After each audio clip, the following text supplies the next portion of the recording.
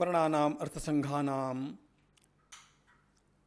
रसानां छन्दसामपि मंगलानां च कर्तारौ वंदे वाणी विनायकौ। नमामि सद्गुरुं शान्तं सच्चिदानंद विग्रहं पूर्णब्रह्म परानंदम ईशमानंदिवल्लभं माधुर्यरसकल्लोलां शिवशक्त्यैकरूपिणीं अमृतानुभवार्थाय वंदे ज्ञानेशनंदिनीं। योगेन चित्तस्य पदेन वाचां मलं शरीरस्य च वैद्यकेन योपाकरोत्तं प्रवरं मुनीनां पतंजलिं प्राञ्जलिरानतोऽस्मि।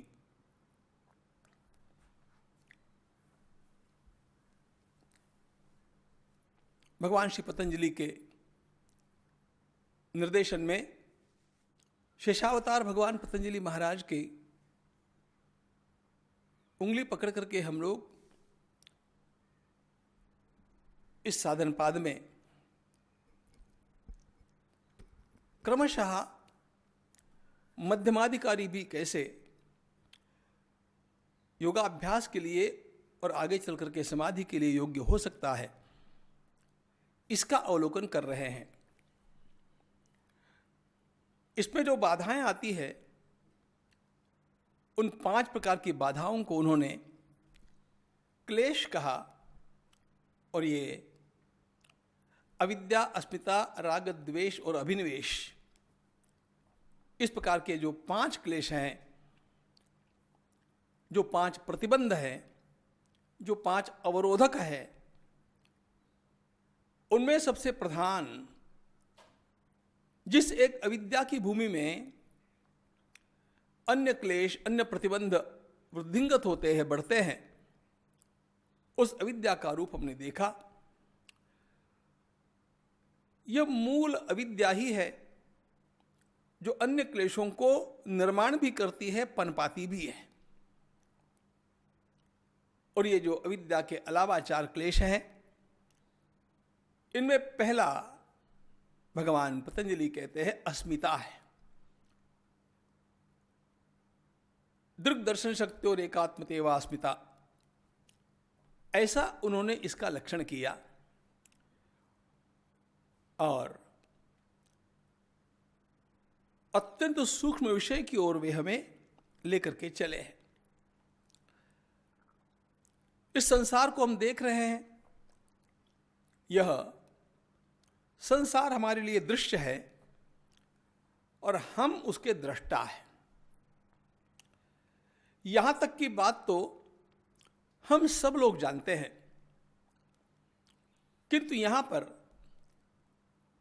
भगवान पतंजलि हमें सूक्ष्मता की ओर ले जाते हुए कहते हैं, हमारी दृक् शक्ति और हमारी दर्शन शक्ति, इन दोनों का विचार करो। दृश्य को तो उन्होंने छोड़ ही दिया है।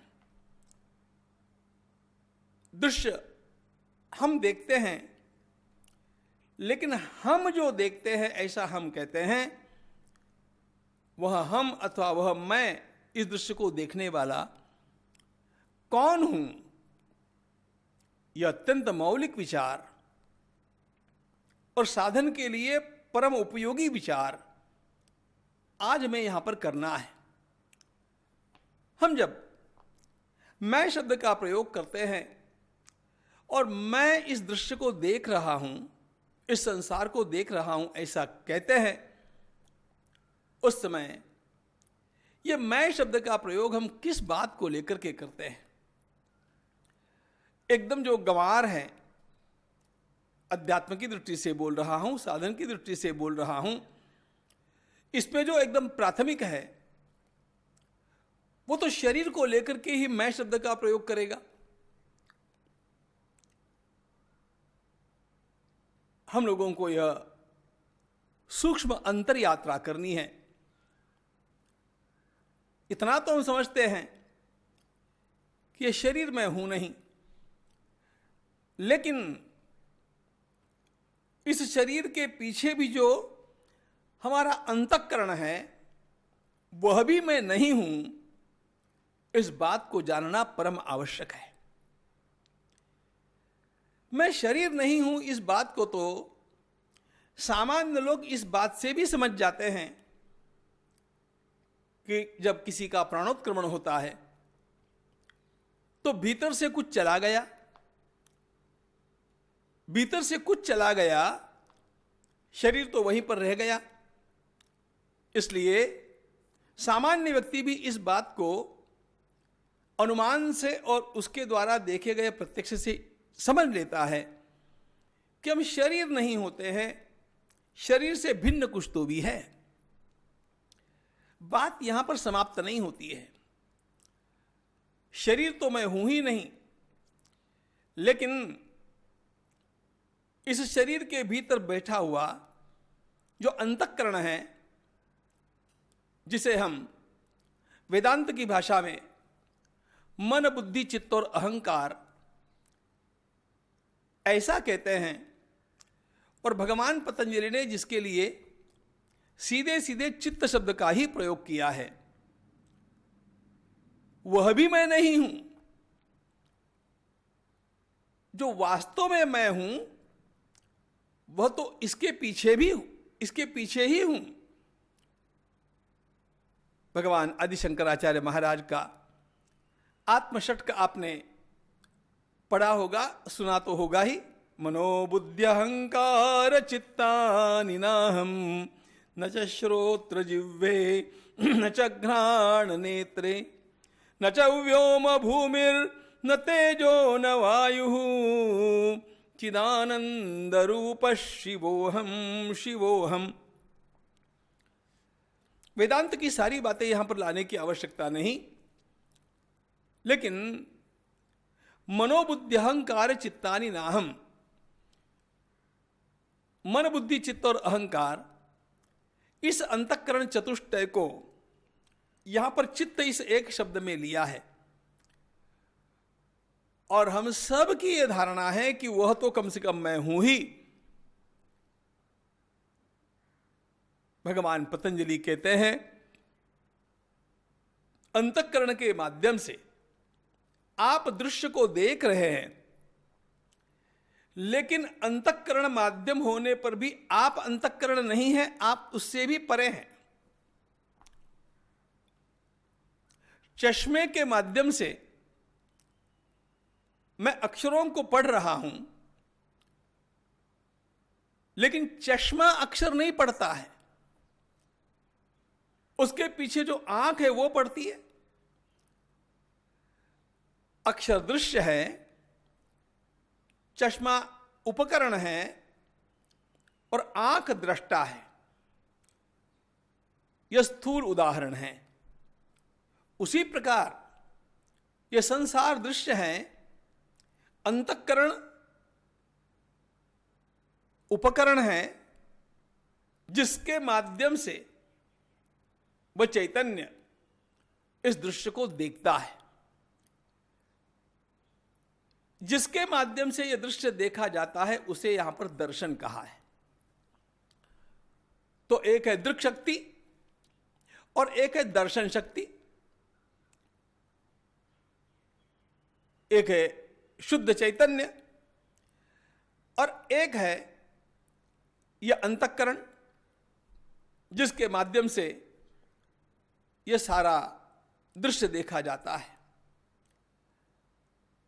अब हम लोगों ने क्या किया है, अस्मिता नाम के क्लेश को समझने के लिए भगवान पतंजलि बतलाते हैं, उन लोगों को तो छोड़ ही दीजिए जो देह को अपना स्वरूप समझते हैं, उनका तो विचार करने की आवश्यकता नहीं। लेकिन मैं देह नहीं हूं इसका अनुमान करने वाला भी, भाई मेरा मन तो मैं हूं, अंतःकरण मैं हूं, चित्त मैं हूं, ऐसे मान करके चलता है। और यहीं पर उसने एक सम्मिश्रण कर दिया,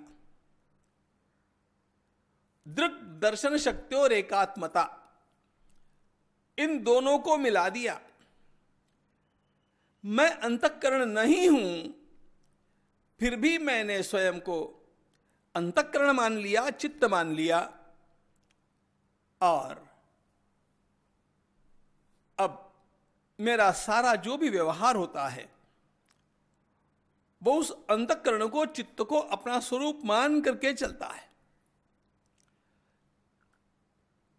हम लोगों को समाधि का अभ्यास करना है,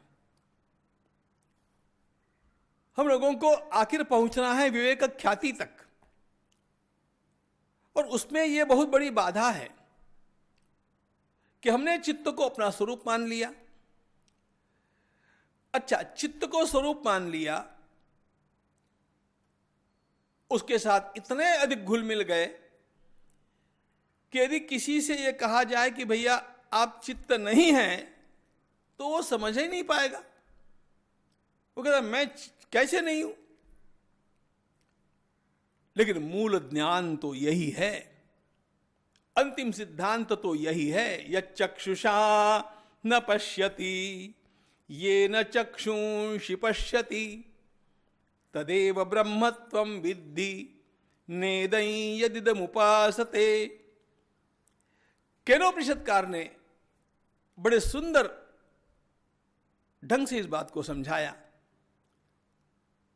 ब्रह्म कभी भी, वह चैतन्य वस्तु कभी भी दृश्य नहीं हो सकती, उसके बिना हम देख नहीं सकते, लेकिन वह कभी दृश्य नहीं होती है। और वह मैं हूं,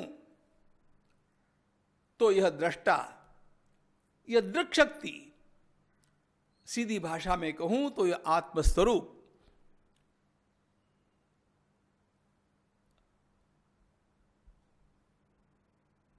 गलती से, गफलत से अंतःकरण के साथ घुल मिल गया। और घुलने मिलने का परिणाम क्या हो गया? अंतःकरण के जो गुण हैं वो उसने अपने मान लिए। अब बात यह है कि यह दृष्टा, यह चैतन्य चैतन्यमय है, अंतःकरण जड़ है। दृष्टा में, चैतन्य में कोई परिणाम नहीं है, इसमें अनेक प्रकार के परिणाम हैं।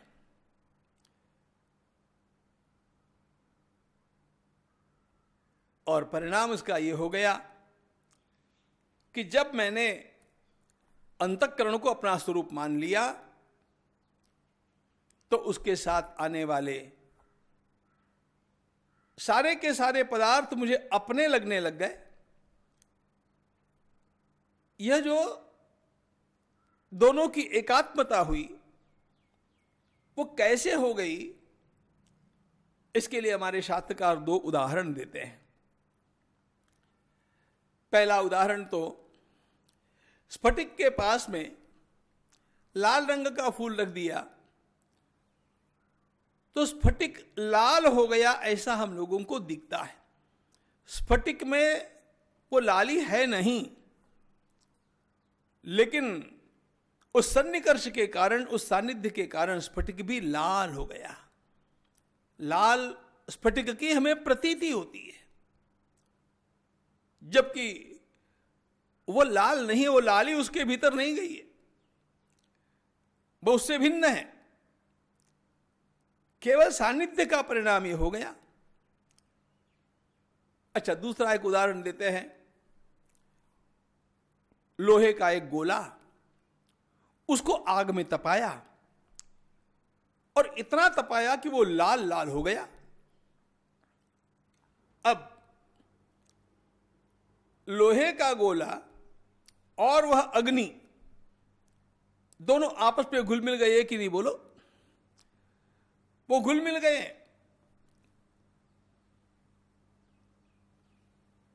दोनों का एक स्थान पर सन्निकर्ष हो गया, संगम हो गया। सूत्रकार की भाषा में कहूं तो एकात्मता हो गई। वे दोनों एक ही लगने लग गए, लेकिन वे एक हो नहीं सकते। वे कुछ समय के लिए एक दिखते हैं, कुछ समय बीतने दो, अपने आप जैसे ही वह गोला शीतल हो जाएगा, आग का शमन हो जाएगा, गोला पुनः अपने स्वरूप में, मूल रूप में आ जाएगा। जिस प्रकार अग्नि और वह लोहे का गोला ये एक दूसरे में मिल जाने के कारण अग्नि का भी आकार गोल लगने लग गया और उस गोले का काला रंग था वो लाल दिखने लग गया, तो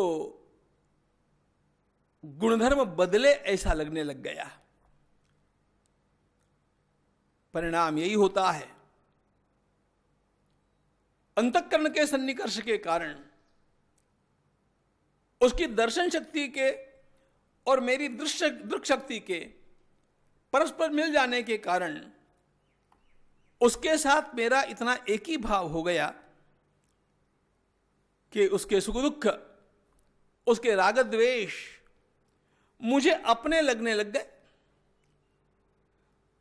और इसका विस्तार होने से किस प्रकार संसार बढ़ता है देखो। अंतःकरण को मैंने अपना स्वरूप माना, तो ये अंतःकरण जिस शरीर में है वो शरीर मेरा हो गया और मुझे वो अपना स्वरूप लगने लग गया। मैं शरीर हूं ऐसा हम लोग मानने लग गए। ऐसा ही नहीं, तो फिर इसका विस्तार होता जाता है और मैं केवल शरीर हूं यहां तक नहीं रहता है। मैं किसी का भाई हूं, मैं किसी का पिता हूं, मैं किसी का पुत्र हूं। ऐसा लगता है कि नहीं बोलो? वास्तव में यह सारा हम लोगों के द्वारा देखा जाने वाला काल्पनिक माया का संसार जाल है। शुद्ध चैतन्य न किसी का पिता होता है, न किसी का भाई होता है, वो कुछ भी नहीं होता है। लेकिन चूंकि अंतःकरण के साथ उसने अपने को जोड़ लिया, इस अंतःकरण में उठने वाले नाना विध जो राग द्वेषादिक विकार है और स्त्री पुत्रादिक संबंध है, उनके साथ भी उसका अहम भाव स्थापित हो गया। फिर वह इन संबंधों के साथ केवल नहीं रहा, अपने घर के साथ भी वह आत्मीयता से घुल मिल गया। और यदि किसी प्रकार का आघात घर के ऊपर होता है तो वह आघात उसे अपने ऊपर लगता है। कोई आघात अपने पुत्र के ऊपर, पत्नी के ऊपर होता है, उसको वो अपने ऊपर लगता है। मुझे एक प्रसंग याद है, यमुनोत्री के मार्ग में एक डॉक्टर का बेटा खाई में गिर गया। अब वो बेटा खाई में गिर गया, लेकिन अपने पुत्र को खाई में गिरते देख करके उस पिता का अंतःकरण इतना व्याकुल हो गया कि रे मैं मरा, ऐसा कह करके सचमुच में वहां पर गिर करके वे भी ढेर हो गए। अब यह अस्मिता, यह मैं पना उनका कितना फैला हुआ है देखो। वस्तुतः चैतन्य का अस्तित्व और अंतःकरण का मैं भाव, इन दोनों को मिलकर के और यह अध्यास परस्पर हो गया, और इसका परिणाम इस अंतःकरण के सारे अनुभवों का परिणाम मैं अपने ऊपर होता हुआ मानता हूं, और बंधन में न होने पर भी मैं अपने को बंधनग्रस्त मान लेता हूं। उसका केवल एकमात्र कारण है, मैंने इस अंतःकरण के साथ अपना पूरा संबंध जोड़ लिया, मैं उसके साथ घुल मिल गया। यही अस्मिता है। यह अस्मिता अत्यंत महत्वपूर्ण क्लेश है, और इसमें से बाहर निकलना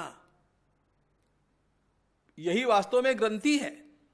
इस ग्रंथि को विगलित करना, इस ग्रंथि का भेदन करना, यही सबसे महत्वपूर्ण बात है। इस अस्मिता ग्रंथि का भेदन कर सकने वाला वास्तविक पारमार्थिक है और उसी के लिए उपयोगी यह सारा योग शास्त्र है। ज्ञानेश्वर महाराज।